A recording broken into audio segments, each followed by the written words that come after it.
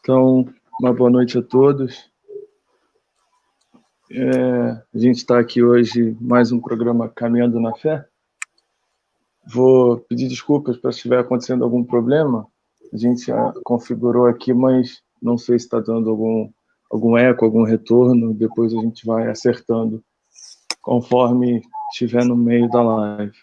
A gente está recebendo hoje o Frei Ícaro conosco, lá de Salvador, um franciscano, que vai estar partilhando um pouco para nós sobre São Francisco e a caridade, assim, é um momento que nós temos de formação, de aprendizado, para estar debatendo também um pouco sobre a virtude da caridade. Então, Frei, fique bem à vontade, sim, a casa é sua, pode nos presentear com esse momento de aprofundamento. Obrigado, Rodrigo. É uma alegria estar aqui com vocês e contigo nesta noite.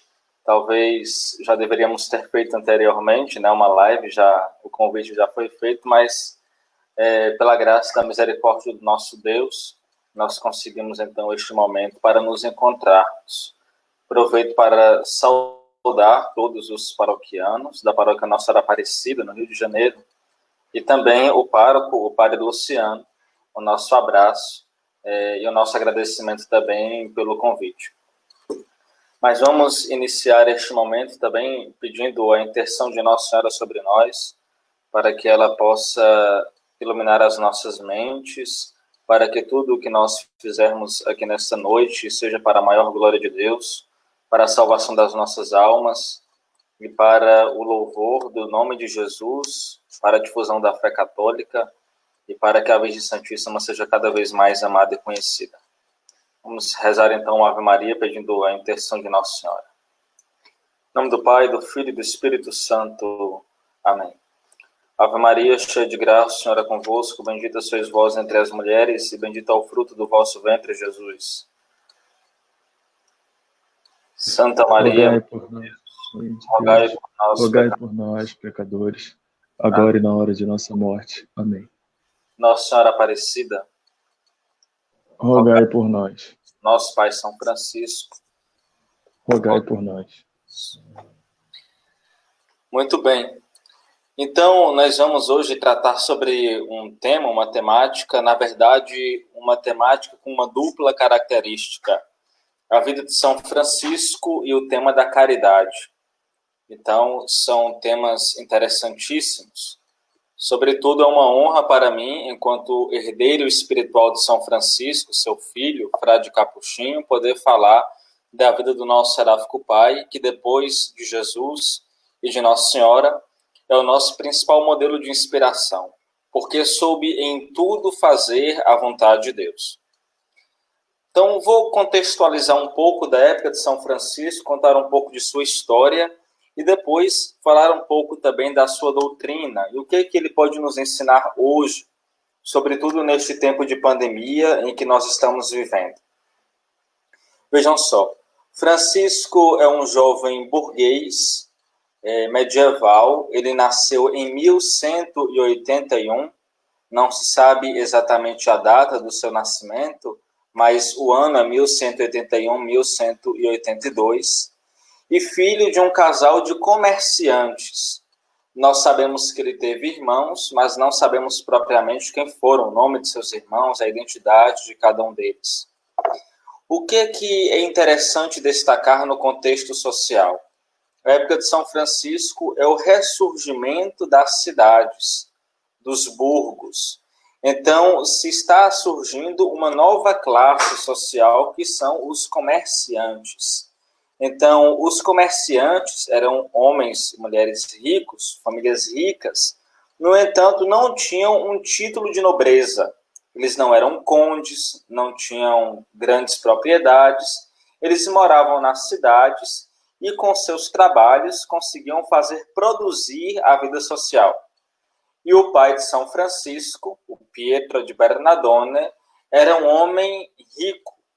Então, ele era dono de uma loja de tecidos.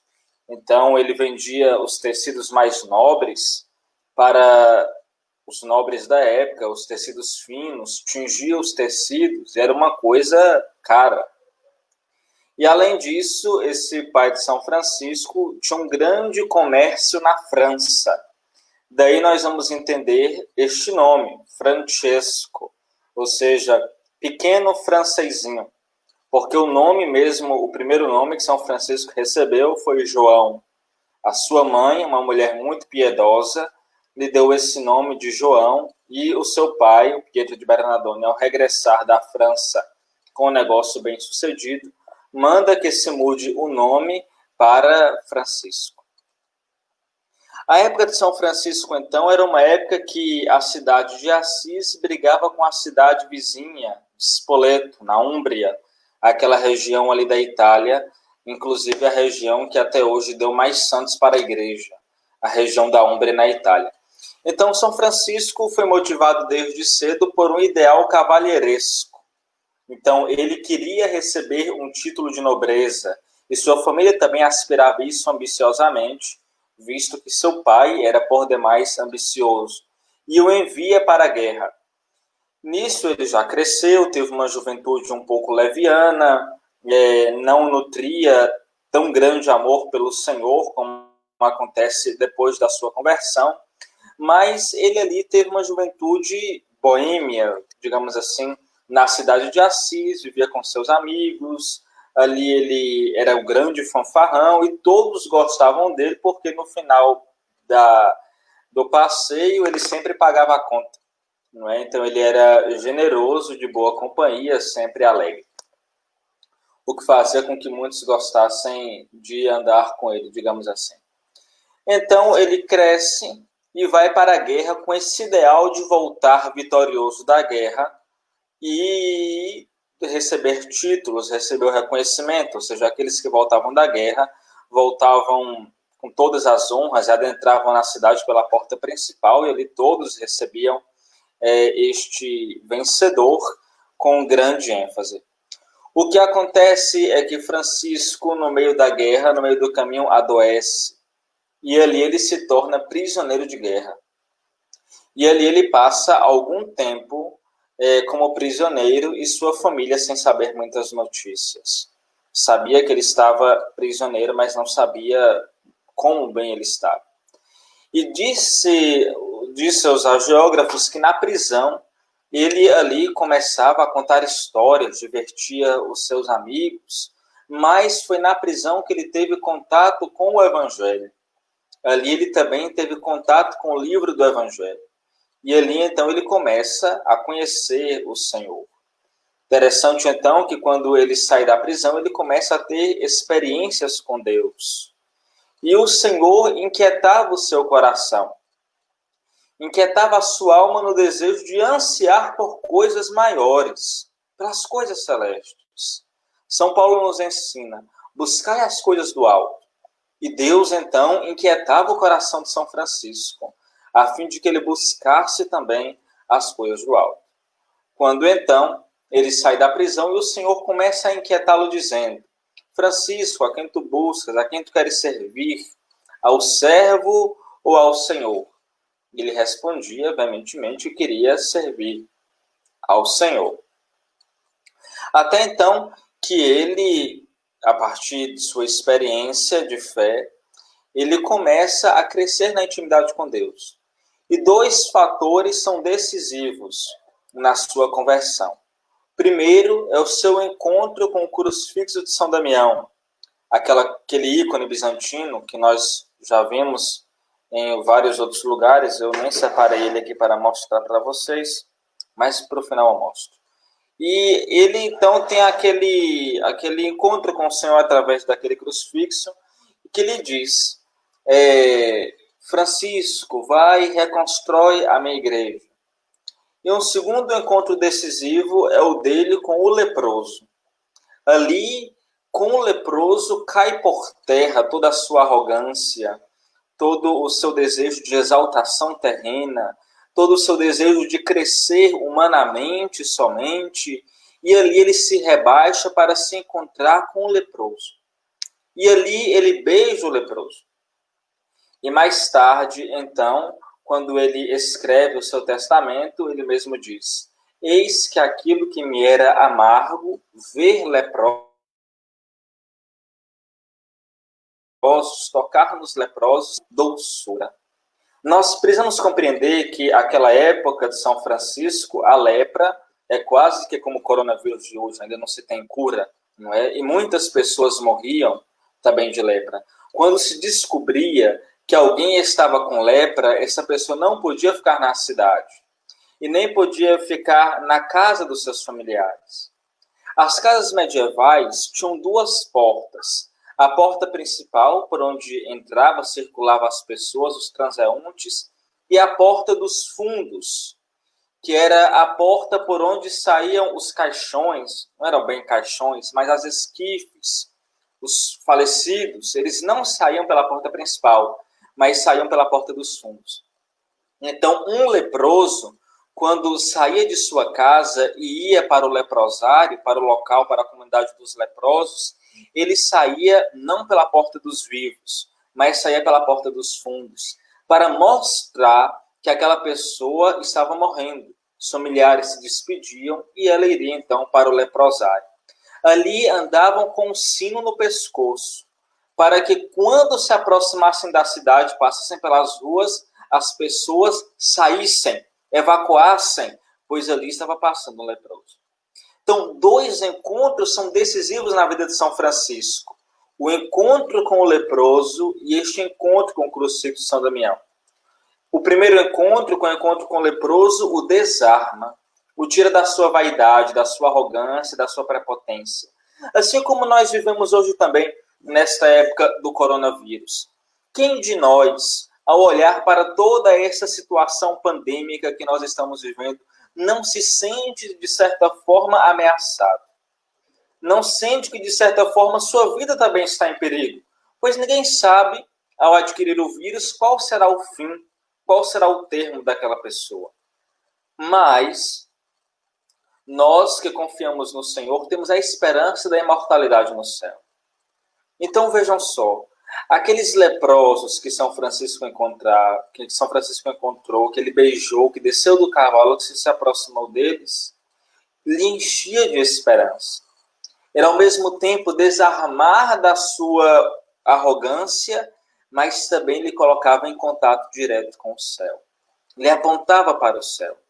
E então, caminhando um pouco mais, São Francisco se encontra com uma capelinha abandonada, fora dos muros de Assis. As cidades, elas eram muradas por causa dos constantes ataques dentro da cidade, né? Então elas eram cercadas e quem estava dentro da cidade estava protegido. Fora então dos muros de Assis, existiam 3 capelinhas, e uma delas é a chamada Capela de São Damião. Todas essas estavam em ruínas. Então São Francisco começou a se refugiar ali naquela capela.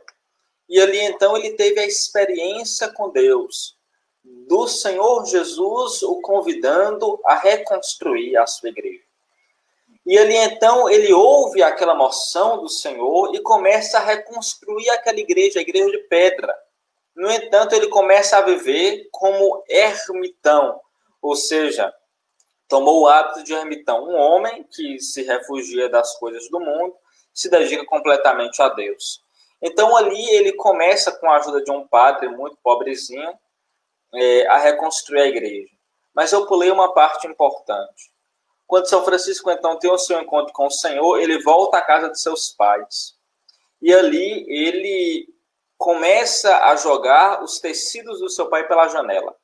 Jogou os tecidos, jogou dinheiro, e então toda a cidade de Assis veio à casa de Pietra de Bernardona e viu que Francisco tinha ficado louco.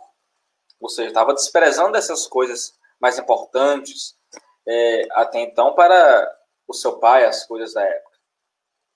E ali então ele vai até a praça de Assis, a praça principal, e ele tira todas as suas vestes e fica completamente nu, devolve suas vestes a seu pai, ou seja, tudo que ele tinha, tudo que o pai tinha lhe dado, ele devolve e diz diante da praça pública que daquele momento em diante ele não chamaria mais o Pedro de pai, mas chamaria unicamente Pai Nosso que estais nos céus.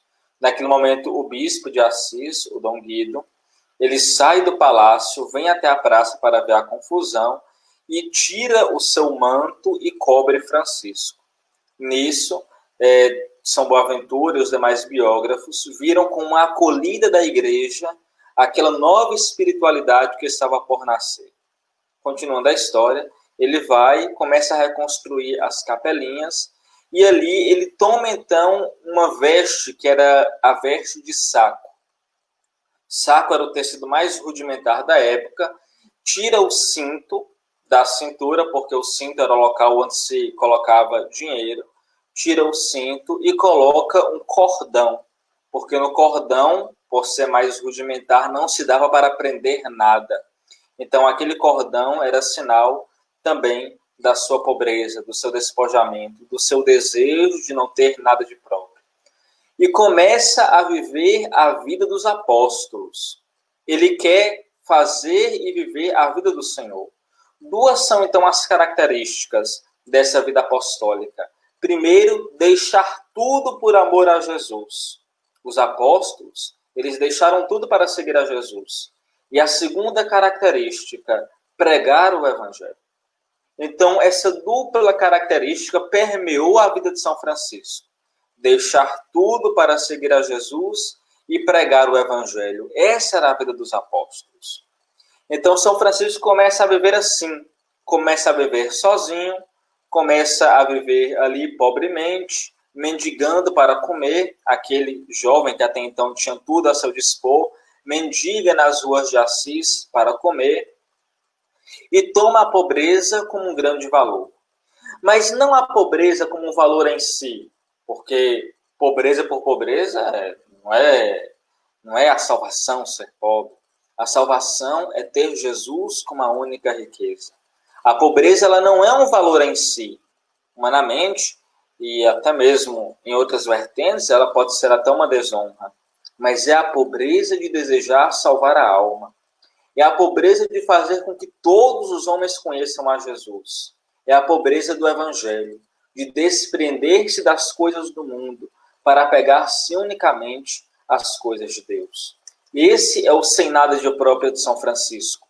Não queria que o frade fosse apegado a nada, a nenhum bem temporal, a uma cidade, a uma localidade, a um pertence pessoal, a um livro, a uma coisa, mas que ele fosse completamente livre para servir a Deus. Ou seja, desapegado de tudo, poderia ter o Senhor como a sua única riqueza. Então ele começa a viver ali e começa a atrair, de certa forma, alguns irmãos. E estes começam a se juntar ao grupo de São Francisco. Quando chega ao número de 12, ele sente então a necessidade de pedir a aprovação da igreja.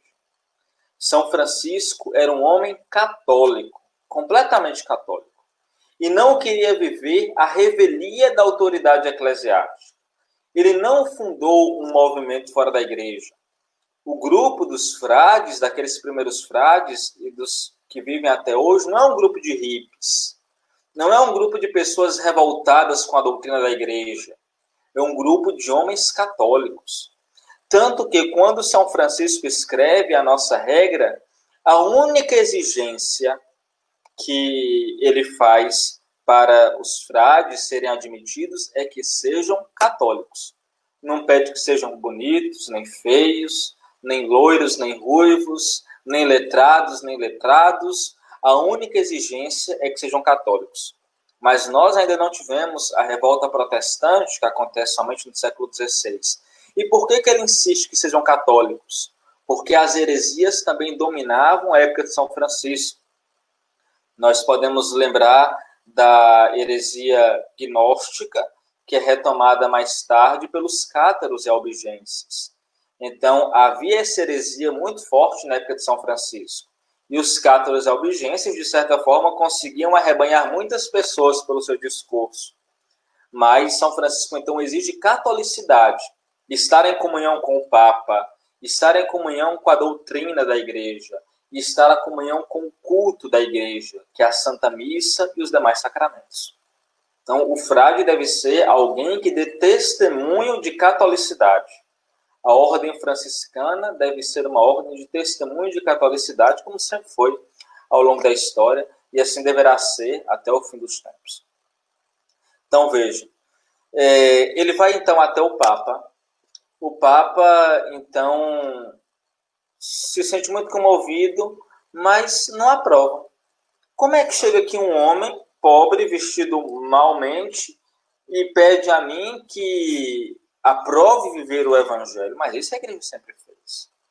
Então, o Papa manda que São Francisco saia do seu palácio, do Palácio Apostólico, e ordena-lhe, conta a história, que ele vá dormir com os porcos, já que ele quer ser pobre. No entanto, nesta noite, o Papa tem um sonho, e sonha com que a igreja, a Catedral de Roma, a Basílica de São João do Latrão, caindo. E quem sustentava a igreja que estava em ruínas era aquele pobrezinho que tinha vindo até ele no dia anterior. Então, o Papa acorda no meio da noite, no meio da madrugada, e ordena ali os soldados que procurem aquele homem que ontem tinha estado diante da Cúria Romana. E, por incrível que pareça, como São Francisco era estritamente obediente ao Papa e à Igreja, é encontrado no chiqueiro com os porcos, como ele tinha mandado o Papa. Então, ali ele é chamado a voltar ao palácio, e ali o Papa aprova, primeiramente, oralmente, a vida de São Francisco, ele volta a Assis, e mais tarde, então, o Papa Honório III aprova a nossa regra, a regra que nós temos, uma longa história, mas para resumir, aprovada pelo Papa Honório III. Para dizer que a ligação de São Francisco com a igreja era uma ligação extrema. Não era um homem revoltado com a igreja, como querem pintar por aí, mas era um homem apaixonado pela igreja e disposto a submeter-se completamente à autoridade da igreja. Tanto que ele promete obediência ao Papa E no início da nossa regra diz: eu, Frei Francisco, obedeço ao Papa, e todos os meus sucessores e os frades que virem também devem obedecer ao Papa. Ou seja, há uma grande comunhão de São Francisco com a doutrina da Igreja. E o que mais se destaca em sua vida, na vida de São Francisco, é o amor a Jesus e a penitência. Então, a penitência é uma característica profunda da vida de São Francisco. O desejo de que as almas se salvem, o desejo de unir-se completamente ao Senhor. Então, muitas vezes, nós encontramos hoje, principalmente, um São Francisco muito cheio de florzinha, de bichinho, de peixinho, cachorrinho, pombinho, florzinha. Tentam pintar um São Francisco meio assim, hippie, mas não condiz com a realidade. Se nós pegarmos esse livro aqui, chamado Fontes Franciscanas, é o livro Fontes Franciscanas e Clarianas, ela é da editora Vozes, e aqui ele está fazendo, aqui traz as principais vidas, chamamos assim, ou legendas, acerca de São Francisco. Primeiro, na primeira parte, traz os seus escritos, e depois traz as vidas. São Francisco, as duas principais, escritas, a primeira escrita por Frei Tomás de Celano, que foi o primeiro biógrafo de São Francisco, ele que escreveu as legendas, se a gente traduzisse para a língua normal, seria aquilo que se lê, ou seja, a história do santo, né? A geografia. E depois nós temos a legenda de São Boaventura, a legenda de do Frei Tomás de Celano, a gente chama de Vida Primeira e Vida Segunda do Beato Francisco. E São Boaventura a gente chama de Legenda Maior e Legenda Menor de São Boaventura. São as duas, assim, digamos, oficiais, que contam a vida de São Francisco. Então, são as fontes mais fidedignas para quem deseja conhecer a vida de São Francisco na sua essência, naquilo que de fato ela é. Então, vive a vida inteira São Francisco na pobreza e vive unindo a sua vida por amor a Jesus. Desprendido de tudo, de todos, de lugares, de coisas, e deseja que todas as almas se salvem. Deseja que todos louvem ao Senhor, que todos conheçam a Jesus, que todos se apaixonem por Jesus. Tanto que, em sua época das cruzadas, ele mesmo vai até a Terra Santa, movido pelo desejo de salvar as almas, e vai até lá, e lá prega diante do sultão, e deseja com que todos eles se convertessem a Jesus, à igreja, ao evangelho, porque o desejo de salvação ardia no coração de São Francisco. Então, parece que hoje, quando nós tratamos de anúncio do evangelho, de conversão de outras pessoas à fé em Jesus, parece que é quase um crime. Não é? Mas São Francisco era movido por um ardor apostólico, de fazer com que todas as almas amassem a Jesus, de fazer com que todos conhecessem a Jesus e alcançassem a salvação, o bem mais precioso que nós podemos conseguir em toda a nossa vida é salvar as nossas almas. Nestes tempos de pandemia, em que nós vivemos sob a ameaça de um vírus, toda hora é uma novidade, quando não é o vírus, é gafanhoto, é poeira, é novo, outro vírus que surge, é tanta coisa que surge, e parece que nós nos vemos ameaçados de todos os lados, meio que acorrentados, sem podermos sair das nossas casas, quando saímos com tantas proteções, tantos cuidados, e no coração do cristão, quando vê que a sua vida é ameaçada, deve reacender ainda mais o desejo do céu. Deve unir-se a Deus ainda mais, de todo o coração, com toda a sua alma. E nós nos unimos a Deus através de um vínculo especial, que é o vínculo da caridade. 3 são as virtudes teologais que nos ensina São Paulo: a fé, a esperança e a caridade. E São Paulo vai nos dizer que a maior de todas elas é a caridade. Para quem conhece aqui a cidade do Salvador, aqui a capital da Bahia, você já teve a oportunidade de vir aqui na igreja do Mosteiro de São Bento, muito pertinho aqui do convento onde eu moro, dos monges beneditinos, no altar-mor da Basílica de São Sebastião, lá tem em cima, assim, bem no alto, a imagem das 3 virtudes. Então, do lado esquerdo de quem está de frente para o altar está a virtude da esperança, segurando a âncora. Do lado direito está a virtude da fé, com uma cruz. E no mais alto, assim, no ápice, os dois na mesma altura, e no ápice, assim como fazendo um arco, no alto de tudo está a virtude da caridade. A caridade representada por uma mulher com uma criança no braço e uma criança embaixo. O que significa isso? Nos mostra que o que une a fé à esperança, ou seja, o que dá o elo às virtudes, é a caridade. É a caridade que nos aproxima de Deus. Vejam só, nós devemos pedir ao Senhor insistentemente que aumente em nós as virtudes, a fé, para que nós creiamos nele, para que nós possamos crescer na visão de Deus, crescer nas coisas de Deus. Devemos pedir a esperança, para não olhar para esta vida somente como uma realidade que existe aqui agora, mas para contemplar o céu. E a esperança nos fará ver a Deus face a face. E devemos pedir a virtude mais especial, que é a virtude da caridade, que é a virtude que nos assimila a Deus, que nos aproxima de Deus, porque Deus é caridade, Deus é amor, como nos ensina São João na sua primeira carta, e como foi também o título de uma encíclica escrita por Sua Santidade Papa Emérito Bento XVI, Deus Caritas Est, que a gente pode tocar ainda daqui para o final, se der tempo, se Deus quiser. Então, devemos pedir a Deus que nos una a Ele através dessa virtude da caridade.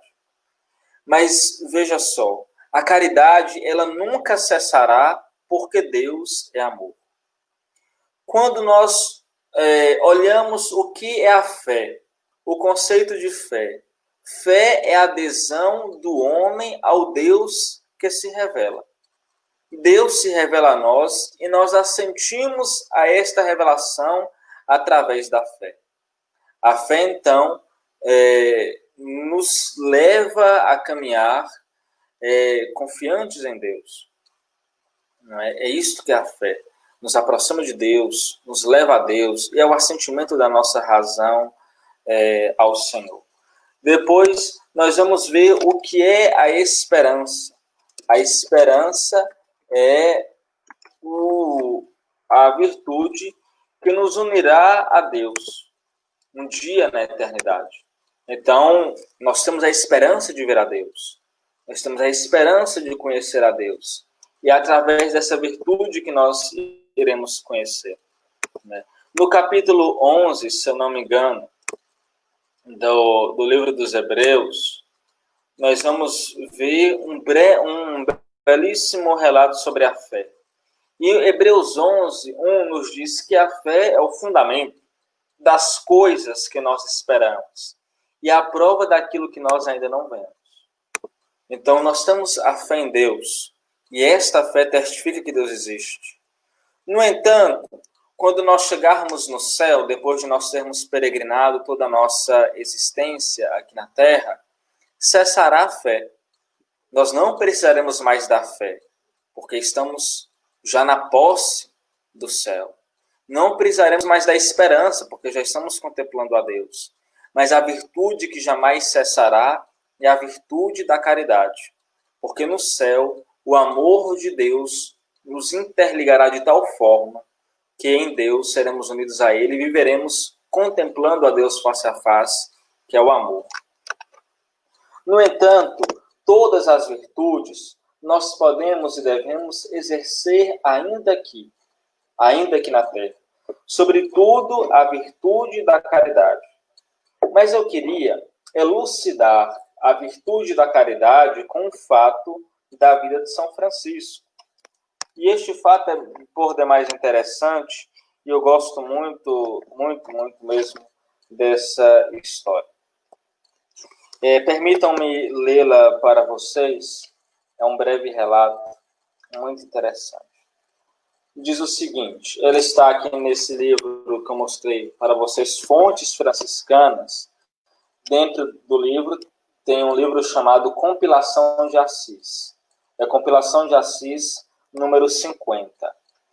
Diz o seguinte: em certa ocasião, nos primórdios da ordem, a saber, no tempo em que o bem-aventurado Francisco começou a ter irmãos, morava com eles em Rivotorto, quando uma certa noite todos repousavam em seus leitos. Por volta da meia-noite, um dos irmãos, gritando, acordou a todos dizendo: estou morrendo, estou morrendo. E todos os irmãos, estupefatos e aterrorizados, despertaram. Levantando-se o bem-aventurado Francisco, disse: levantai-vos, irmãos, e acendei a luz. E tendo acendido a luz, disse o bem-aventurado Francisco: quem é que disse, eu estou morrendo? E aquele irmão disse: sou eu. E disse-lhe o bem-aventurado Francisco: o que tens, irmão? Como estás morrendo? E ele respondeu: estou morrendo de fome. O bem-aventurado Francisco, como homem cheio de caridade e discernimento, para que aquele irmão não se envergonhasse de comer só, imediatamente mandou que fosse posta à mesa. E comeram todos juntamente com ele, pois aquele e outros se tinham convertido recentemente e afligiam seus corpos além da medida. E depois da refeição, o bem-aventurado Francisco disse aos demais irmãos: meus irmãos, assim vos digo que cada um leve em consideração a sua própria natureza. Porque, embora algum de vós possa se sustentar com menos alimento do que outro, não quero, no entanto, que quem necessita de alimento mais abundante se esforce por imitá-lo neste ponto. Mas, considerando a sua própria natureza, forneça a seu corpo o necessário. Pois como devemos precaver-nos do exagero do comer, que prejudica o corpo e a alma, igualmente muito mais devemos precaver-nos da abstinência excessiva, porque o Senhor quer misericórdia e não sacrifício. E disse: caríssimos irmãos, grande necessidade e caridade obrigaram-me a fazer o que fiz. A saber que por caridade para com nosso irmão, comemos juntamente com ele, para que não se envergonhasse de comer sozinho. Mas digo-vos que a partir deste momento em diante, não quero agir assim, porque não seria religioso nem honesto. Mas quero e ordeno-vos que cada um satisfaça o seu corpo de acordo com a nossa pobreza, como lhe for necessário. Interessante essa história. Eu gosto sempre de lê-la, porque ela elucida a virtude da caridade na forma mais extrema.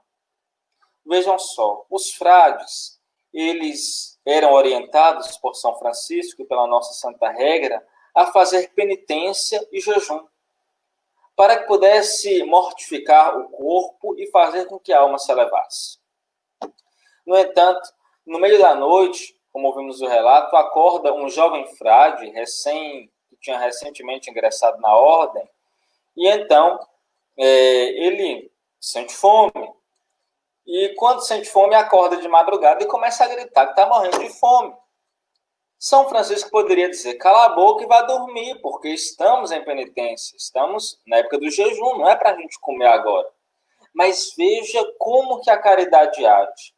Ele tem misericórdia daquele irmão, se levanta, e para que o irmão não comesse sozinho e os demais frades começassem a dizer: olha, ele é fraco, olha, ele não aguenta, olha, ele não tem posse para a nossa vida, porque ele é fraquinho, não aguenta muita coisa. Não, ele manda que se ponha à mesa. Não era algo comum se pôr à mesa para que todos comessem abundantemente, mas manda que se ponha à mesa e que todos comam pão juntamente com aquele irmão, para que ele não se sinta ofendido e para que ele também possa satisfazer as suas necessidades. E diz ainda o santo cada qual cumpra a penitência segundo o nosso espírito de pobreza, mas da mesma forma que faz mal à alma exceder no alimento, da mesma forma pode fazer mal à alma exagerar na penitência e não voltar-se inteiramente para o Senhor, fazendo com que o sofrimento corporal seja maior do que o amor a Deus. Vejamos, assim é a caridade. A caridade é compadecer-se do sofrimento do outro. É olhar para aquilo que o outro padece e se pôr no lugar do outro. Contemplar a dor, o sofrimento e não passar diante dela indiferente do outro. E assim a igreja também é chamada a agir, imitando a Jesus, que não foi indiferente a ninguém, mas soube acolher a todos. Assim também nós não podemos nos tornarmos indiferentes aos outros, mas possamos acolher a todos. E a esta passagem de São Francisco, nós podemos, de certa forma, equiparar a passagem do bom samaritano, que ao contemplar aquele irmão que sofria, que estava ali na miséria, parou e fez compaixão para com ele. Tirou aquilo do mais íntimo de si, do seu ser, e fez misericórdia, e fez compaixão, e fez a caridade. A caridade não tem interesse. Ela é feita de forma desinteressada.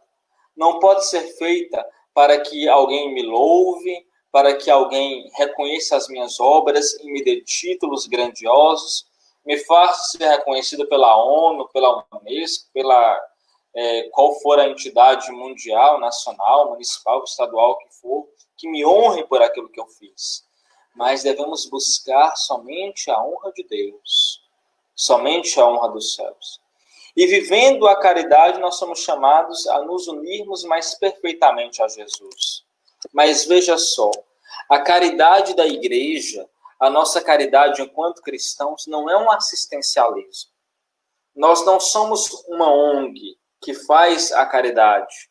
Nós não somos somente uma entidade filantrópica que faz o bem sem nenhum interesse outro. Não, seria bom demais se fizéssemos isso assim, mas a nossa experiência ela é muito maior, porque ela vem da caridade de Deus, que ilumina a nossa vida. Na encíclica do Bento XVI, Deus Caritas Est, acho que muita gente já conhece, já conhecido, nós encontramos então um termo logo no início, interessantíssimo, ainda no número 1, na introdução, o Papa Emérito diz bem assim: ao início do ser cristão, não há uma decisão ética, um encontro com uma decisão ética ou uma grande ideia, mas um encontro com um acontecimento, com uma pessoa que dá à vida um novo horizonte e, dessa forma, um rumo decisivo. O nosso ser cristão deve estar permeado por um encontro com Jesus. Nós não podemos nunca deixar isso de lado. Padre Antônio Vieira, sabiamente, em um dos seus sermões, dizia: antigamente se batizavam os convertidos, hoje deve-se converter os batizados. Por quê? Porque muitas vezes nós somos cristãos de nome, mas ateus de prática. Nos iludimos e tentamos iludir os outros que nós conhecemos a Jesus, que nós amamos a Jesus, que nós tivemos um encontro com Jesus, mas, na verdade, não passou de um encontro, talvez, com aquilo que você ouviu falar de Jesus, com uma ideologia acerca do Evangelho, ou então com uma forma de pensar diferente daquilo que o Evangelho é de fato, substancialmente, e nos esquecemos de nos encontrar com o Senhor. Quantos cristãos, nossos irmãos católicos, vivem nas nossas paróquias, nas nossas igrejas, todos os domingos, todos os dias, nos diversos movimentos pastorais, mas não tiveram a graça de se encontrarem com o Senhor. E é este encontro que é decisivo, que faz a nossa vida mudar de rumo, que faz o caminho que é reto se enveredar por uma outra direção. porque ali nós encontramos com o Senhor. É decisivo este encontro, porque ele faz mudar a nossa vida de lado. A imagem de Deus, para nós, também é a imagem do ser humano. Aquele que sofre, aquele que padece por necessidades, privações, dificuldades, provações espirituais ou temporais, todos esses devem ser para nós imagens de Deus. E a mim que fizestes, diz Jesus no Evangelho. Nós somos levados, então, a buscarmos a Deus de todo o coração e a nos encontrarmos com estes nossos irmãos que precisam também da nossa ajuda, da nossa caridade, da nossa ida ao encontro. O Santo Padre, o Papa Francisco, tem nos insistido tanto de sairmos das nossas igrejas para irmos ao encontro dos outros. Na igreja, nós nos alimentamos da palavra de Deus. Nós nos alimentamos do augustíssimo sacramento da Eucaristia. E estes alimentos que nós recebemos devem nos impelir para a missão. Devem nos impelir a anunciar Jesus a todos os povos, a comunicar aquela boa nova que nós vivemos dentro das nossas comunidades aos outros que ainda não vivem. E das mais diversas formas nós podemos fazer isso. Para ilustrar, vou lhes contar uma historinha da vida de São Francisco, uma historinha, quando eu digo por ser bela, mas ao mesmo tempo real. Certa feita, São Francisco chamou o seu confrade, de nome Leão, Frei Leão, para pregar na cidade de Assis. E ali os dois saíram do convento e começaram a andar. Entraram na cidade, passaram por várias vias da cidade. E já no final, já quase na saída da cidade, o Frei Leão lhe pergunta: Ô Francisco, quando que nós vamos começar a pregar? São Francisco disse: nós já pregamos. E ele: mas como assim? Nós não demos uma palavra, não dissemos aos povos o nome de Jesus, não anunciamos. São Francisco disse: mas nós pregamos com o nosso testemunho, com o nosso exemplo. E esta foi a nossa pregação de hoje. Então, assim também muitas vezes deve ser a nossa pregação. Não é dessa mesma forma, andando, estando pela cidade, pelas vias, ajudando os irmãos. E ali as pessoas vão reconhecer que existe em nós algo de diferente. Algo de diferente. E elas vão se interessar pelo nosso testemunho. E chegarão até nós e nos perguntarão: mas por que vocês são assim? Por que vocês se comportam dessa maneira? Por que você age assim, com tanta benevolência, com tanta caridade? E aí nós vamos responder: porque eu conheço a Jesus, porque eu sou católico, porque a minha fé me ensina a praticar desta maneira. E assim nós colocamos em prática aquilo que já nos ensina Santo Antônio: cessem as palavras e falem as obras. E o que São Francisco disse ao final para o Frei Leão: pregue o tempo todo e, se necessário, use as palavras. Nossa vida, meu irmão, minha irmã, deve ser uma constante pregação. Devemos pregar insistentemente. Se necessário for, usemos as palavras. Mas nunca devemos deixar de dar testemunho da caridade de Cristo. No mais pequenino, nos mais pequeninos, nós encontramos o próprio Jesus. E em Jesus, nós encontramos Deus. É o que nos diz o Papa Bento XVI, no número 15 da Deus Caritas Est. Então, vejamos só, para finalizarmos esta nossa fala, o exemplo da bem-aventurada Virgem Maria. A Virgem Maria, ela é modelo para todos os momentos da nossa vida. Todos os momentos. Em qualquer situação, em qualquer perigo, angústia ou fase da nossa vida, a Virgem Maria é modelo.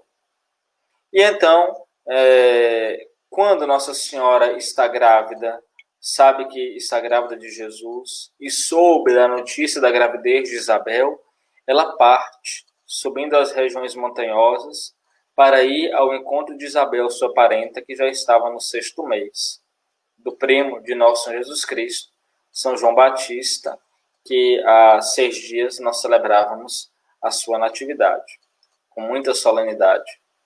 Este ano aqui no Nordeste não foi tanta solenidade, né? Porque a gente estava todo preso dentro de casa, não teve tanta fogueira, mas aqui é uma festa grande.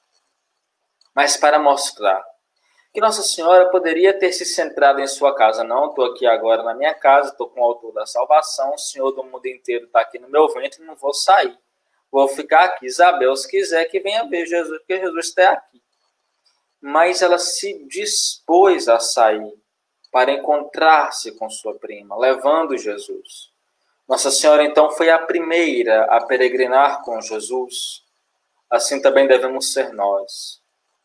Portando Jesus em nossos corações, portando Jesus em nossas obras, portando Jesus em nossas mentes, portando Jesus na nossa prática, devemos sair para anunciar, para levar Jesus aos lugares que mais precisam de ouvir a sua palavra, para testemunhar Jesus onde mais se precisa dele, para mostrar Jesus àqueles que ainda estão nas trevas.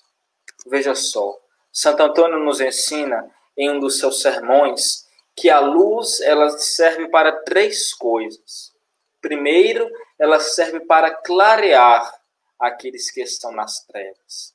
Depois, ela serve para aquecer os corações mais endurecidos.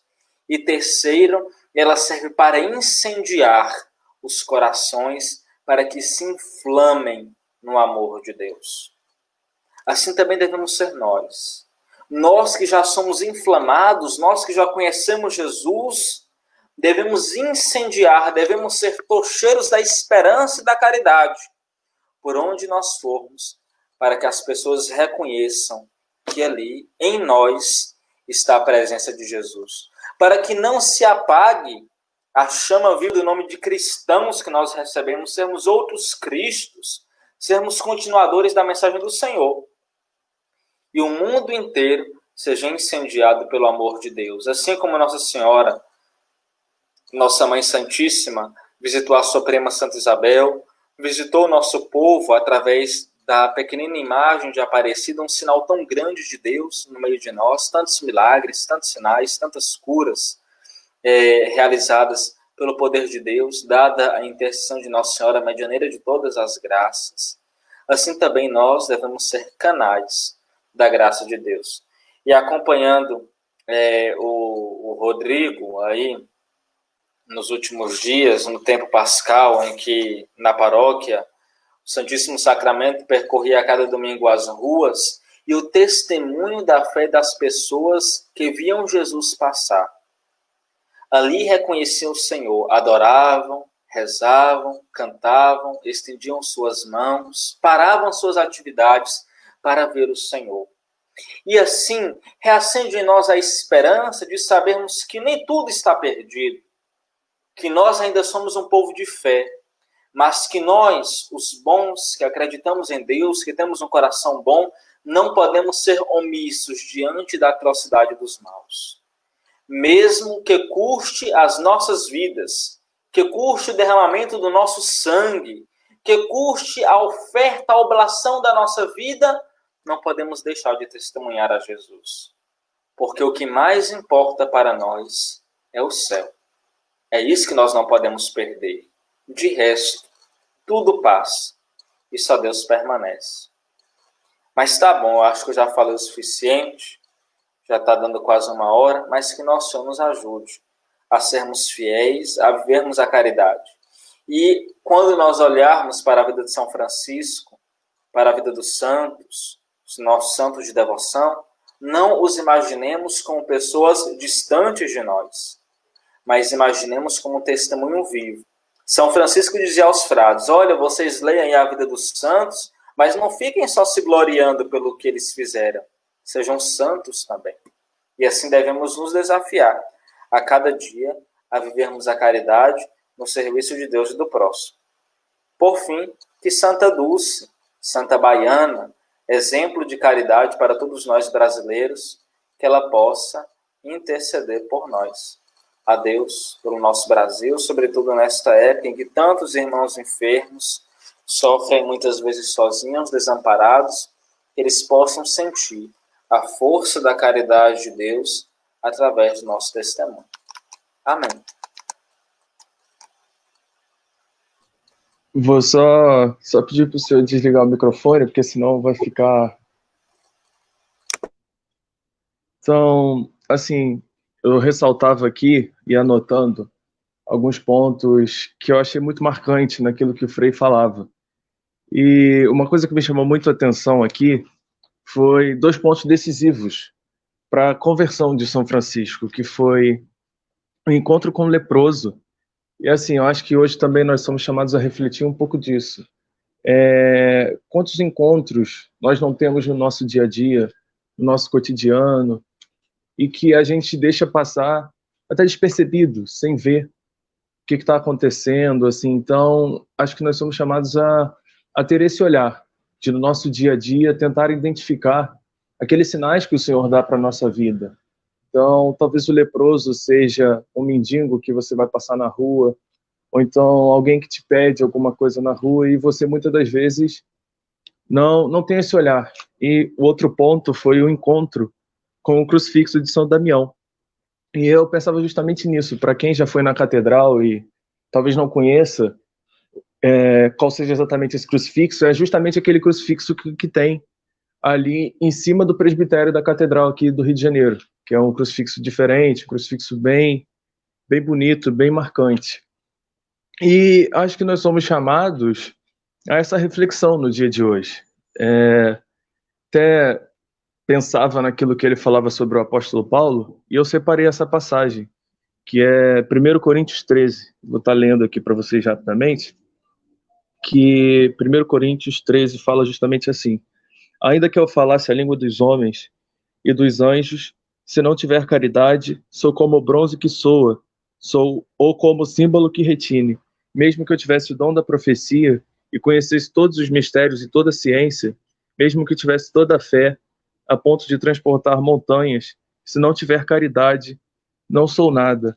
Pulando um pouquinho mais à frente, o apóstolo Paulo vai dizer: a caridade é paciente, a caridade é bondosa, não tem inveja, a caridade não é orgulhosa, não é arrogante nem escandalosa, não busca os seus próprios interesses, não se irrita, não guarda rancor, não se alega com a injustiça, mas se rejubila com a verdade. Tudo desculpa, tudo crê, tudo espera, tudo suporta. A caridade jamais acabará. E no fim ele vai dizer, no versículo 13, por ora subsistem a fé, a esperança e a caridade. Porém, a maior delas é a caridade. Então, é justamente aquilo que o Frei falava. Nós hoje, dentro da nossa correria, dentro do nosso dia a dia, nós somos, vamos dizer assim, impulsionados a reduzir a caridade, muito aquela coisa de, se eu dou esmola para o mendigo na rua, muito aquela coisa do simples. E o apóstolo Paulo vai dizer justamente isso: a caridade ela é muito maior. Tem até uma frase, agora não vou lembrar de quem é, mas eu estava lendo ela hoje de manhã, que falava um pouco sobre isso. Agora me foge a cabeça o autor, mas falava sobre a justiça é dar ao outro o que é dele, a caridade é dar ao outro o que é meu. Então, assim, a caridade é você se doar, é você se entregar, é muito mais do que, eu dou uma esmola ali na rua. A caridade é você levar a verdade, é você olhar aquele irmão, aquela pessoa com os olhos de Cristo. E é isso que São Francisco fazia, mas não está restrito só aos filhos de São Francisco, aos frades. É um chamado de Deus para todos nós.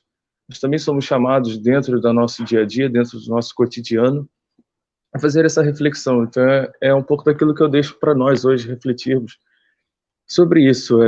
Desapegar das coisas materiais. É um tempo em que a gente desapegou de muita coisa, a pandemia fez com que a gente desapegasse de muita coisa e focasse no essencial, e buscar ver os sinais que Deus nos dá dentro da nossa vida.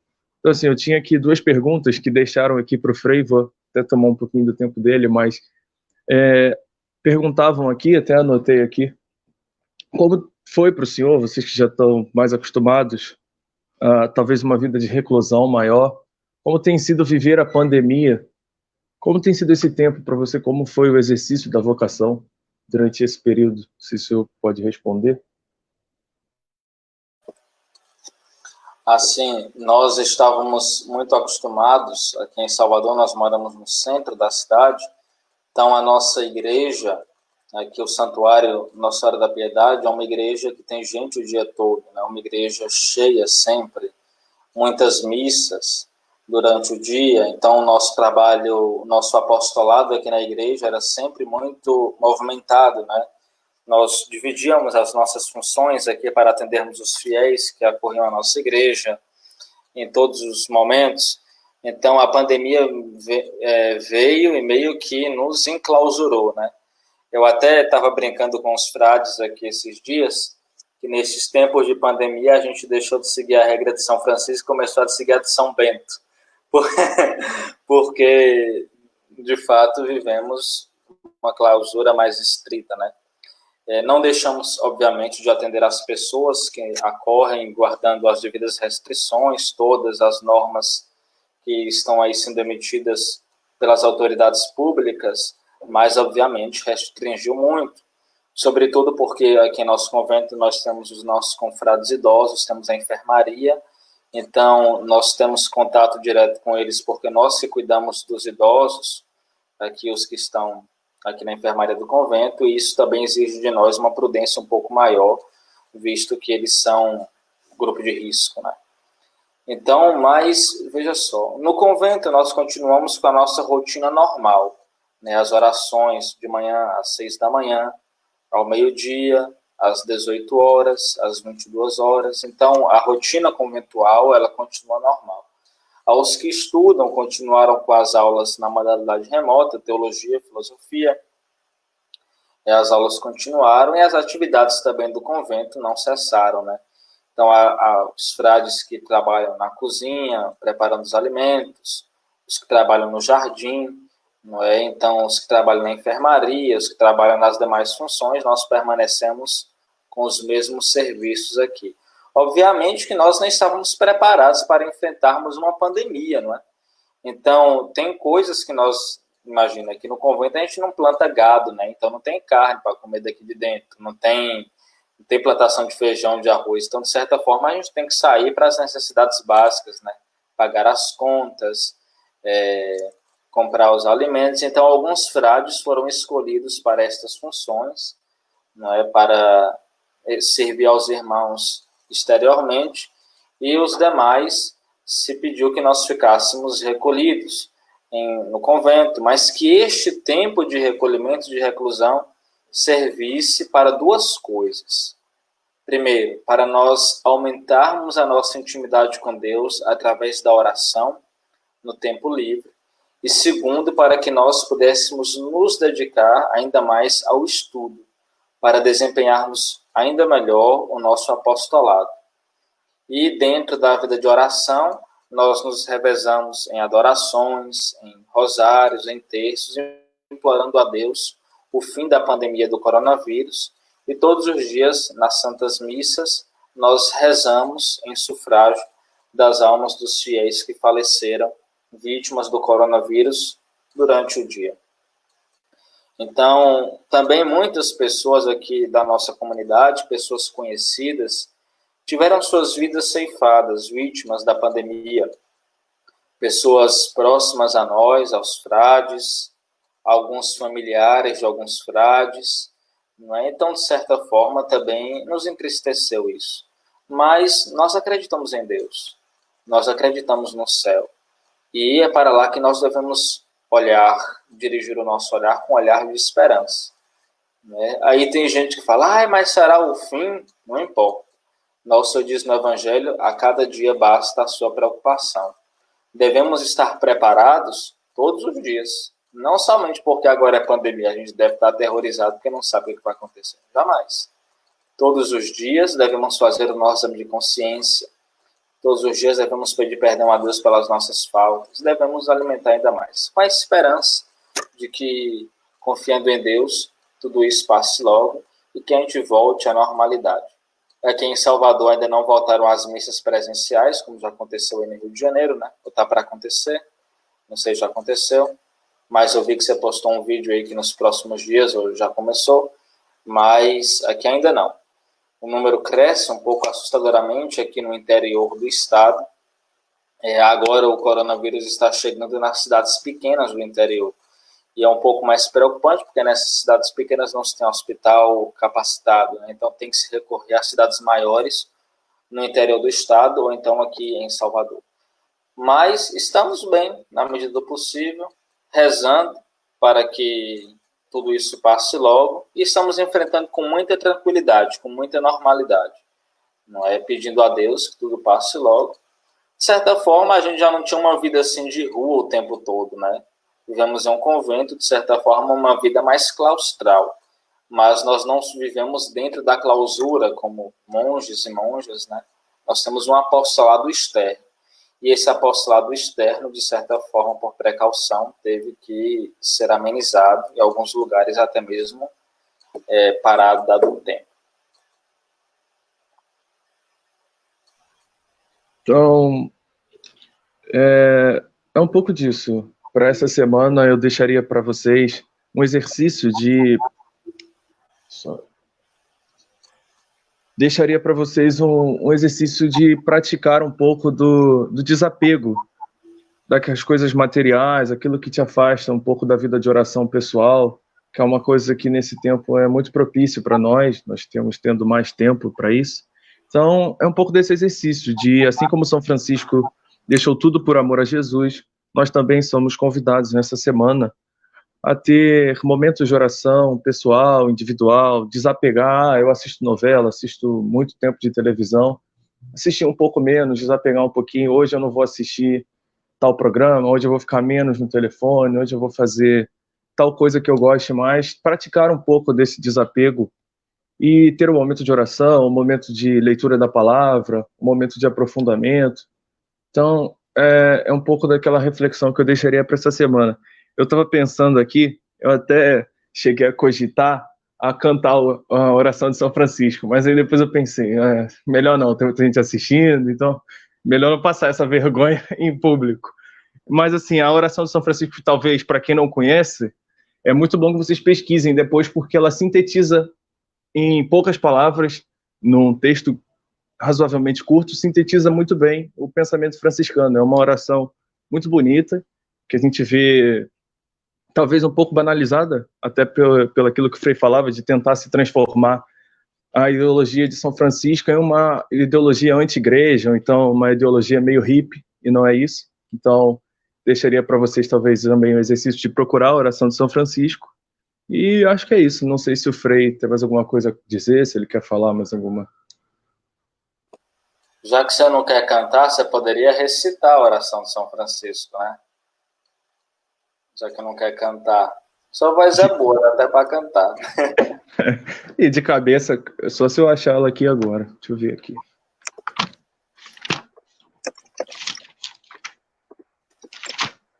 Calma aí, eu vou... Cabeça, mas na internet, assim como muita gente, a gente fica nervoso, né? Mas eu vou posso... pegar. Pode fazer, se você quiser fazer. Senhor, fazei-me instrumento da vossa paz. Onde houver ódio, que eu leve o amor. Onde houver ofensa, que eu leve o perdão. Onde houver discórdia, que eu leve a união. Onde houver dúvidas, que eu leve a fé. Onde houver erro, que eu leve a verdade. Onde houver desespero, que eu leve a esperança. Onde houver tristeza, que eu leve a alegria. Onde houver trevas, que eu leve a luz. Ó Mestre, fazei que eu procure mais consolar que ser consolado, compreender que ser compreendido, amar que ser amado, pois é dando que se recebe, é perdoando que se é perdoado, e é morrendo que se vive para a vida eterna. Amém. Amém. Então, cantar não deu, realmente, até pensei, mas melhor não. E a gente agradece, então, ao Frei pela disponibilidade, dizendo que agora o senhor tem aqui no Rio de Janeiro pessoas que vão estar rezando pela sua vocação, pessoas que vão estar rezando pelos freis aí, por todos, pelos frades, né? Se eu tinha me ensinado agora, estou lembrando aqui. Então, a gente vai estar mantendo sempre esse momento de unidade na oração, na fraternidade. Agradece muito a disponibilidade do senhor. Já era para ter acontecido realmente, mas a gente teve alguns imprevistos que evitaram. E pede também que o senhor reze por nós, pela nossa paróquia, pela nossa arquidiocese, pelo nosso padre, pelo nosso país, para que tudo isso se passe da melhor forma e da forma mais breve possível. Então, a gente agradece muito pela vida do senhor, pedindo à Virgem Maria e a São Francisco que intercedam por todo o convento, por todos os frades, para que vocês continuem sempre sendo testemunho daquilo que São Francisco desejava e pensava, que vocês sempre continuem sendo fiéis anunciadores do Evangelho, fiéis testemunhas da caridade. E tudo isso nós pedimos pela intercessão também de Nossa Senhora Aparecida, rezando uma Ave Maria, cheia de graça, o Senhor é convosco, bendita sois vós entre as mulheres, bendito é o fruto do vosso ventre, Jesus. Santa Maria, Mãe de Deus, rogai por nós pecadores, agora e na hora da nossa morte. Então, a gente agradece muito a disponibilidade do senhor. A gente, assim, não vou me alongar muito hoje nos avisos, porque eu tinha uma reunião 8 horas pelo Zoom, já estou um pouquinho atrasado. Mas a gente lembra que amanhã o Padre Luciano vai estar celebrando às 19 horas.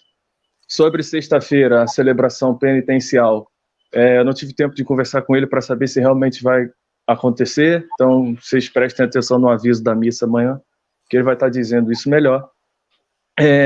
No domingo, a gente retorna às missas na paróquia, às 7 da manhã e às 19 horas, 7 horas da noite, na paróquia, na Capela do Divino Espírito Santo, às 9 da manhã e às 5 da tarde. Então, cheguem cedo, vai ter o número limitado de pessoas, todos vão ser medidos a temperatura, vão receber álcool gel para passar nas mãos. Então, para essa organização acontecer breve, a gente pede que cheguem uns 20, 15 minutos antes dos horários das missas para que tudo se organize. Então, Frei, leve o nosso abraço, a nossa oração, nosso agradecimento. E era isso que a gente tinha para dizer. Muito obrigado por esse aprendizado, por essa oportunidade. Sim, o senhor é um grande amigo e alguém que está sempre nas minhas orações. Obrigado, Rodrigo. Antes de nós concluirmos, então, eu queria só lhes mostrar a relíquia de Santa Dulce.